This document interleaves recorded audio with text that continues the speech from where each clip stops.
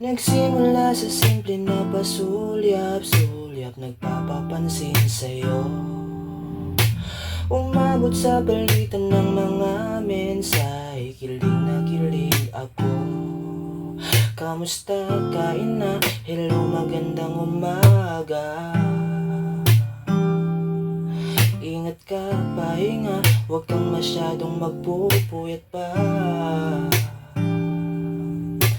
Naramdaman ang puso na dahan-dahan akong nahulog sa'yo. Sa kada araw natin na pag-uusap, meron pang namumuo. Dahil di ko na alam kung anong patutunguhan. Ang hiling ko lang naman na itong naramdaman.